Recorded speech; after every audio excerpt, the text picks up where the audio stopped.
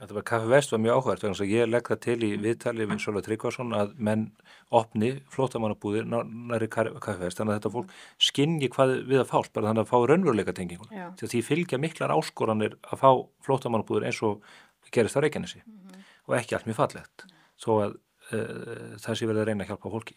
Svo gerist það nokkrum vikum seinna að það er ákveðið að taka Jóðhúsið undir flóttamannaþjónustu og hvað gerði þá fína fólki í Vesturbænum?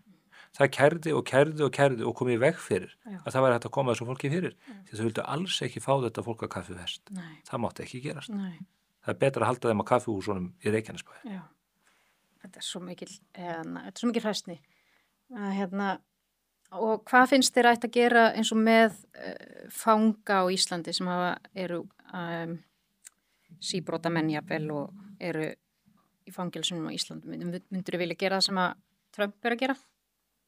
Já, að bara koma þeim á landi. Ég meina, sjáðu Kúrani, þennan mann sem, það þarf 5 fangaverði á 1 mann. Þess að hann makar skít og þvægi á veggi og samfanga og aðra slíka. Hann svífur okkur með því að taka þetta nafn Gunnar T. Jóhannessonar. Hann er með því líkan brotaferil. Nú verður hann í fangelsi árum saman. Það kostar okkur margar milljónir ári. Og það er vegna þess að það þykir ekki öruggt að senda hann aftur til Sýrlands. Nei. Býtum á setja íslenska fangaverði í stór hættu við að hafa heimil á honum. En það má ekki setja mann sem hefur sett hér alltaf annan endan í einhverja hættu við að fara til Damaskus eða hvað það er. Bara frímerki á rassinn og út. Sammála, ég er sammála því. Mér finnst þetta er alveg, þessi maður er ekki með neina yðrun eða hann var ekki undir neinum áhrifum, hann er bara svona. Ef að hingað koma menn sem vilja hér setjast að og sækja hér hæli og vernd og njóta það ríkari verndar heldur en margur hver Íslendingur hvað varðar aðgengi að heilbrigðisþjónustu og öðru slíku.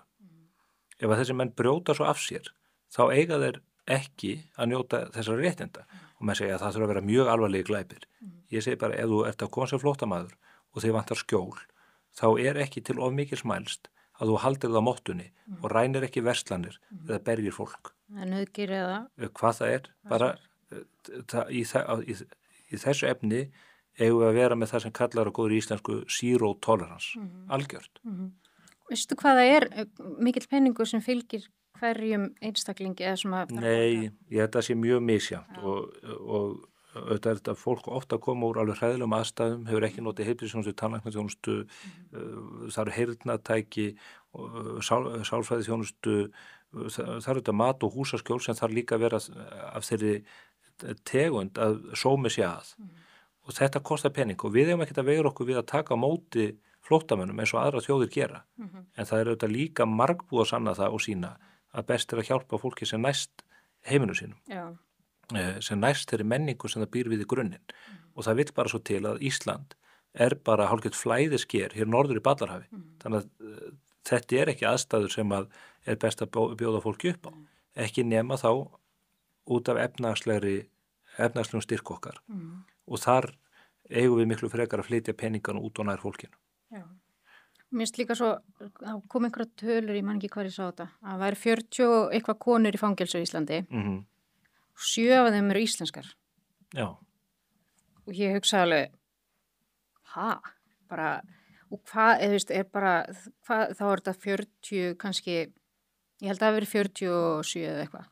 Það eru allan að svona 38 útlenskar konur. Meiri hluti gæsluvarðhaldsfanga eru útlendingar. Já. Og það þetta skýrist líka því að, og það er ekki út af flóttamannavandanum, það er vegna þess að eins og ég nefndi þér áðan, að það eru glæpamenninni sem að þekkja glöfuna fyrst og hér eru starfræktar mafíu einingar, palestínska mafían í gegnum Svíþjóð, það er rúmenska mafían og fleiri sem er að gera hér mikið óskunda og við erum að missa tökin á því og samt hrópar fólk á götum út að það með ekki vopna lögregluna og það er ekki að sitja peningi í lögregluna heldur að gera eitthvað allt annað við að borga fleirum listamannalaun eða eitthvað djöfullin og þetta eru hlutir sem að er ástæð til að hafa miklar áhyggjur af vegna þess að mörgum af þessum mönnum og konum sem er að lenda í fangelsunum finnst það bara ekkit endilega versta niðurstaða. Nei, það er örugglega ekki, sko. Nei, ég var að tala við svissneska vini mína sem voru að segja mér að fangelsin þar eru yfirfull af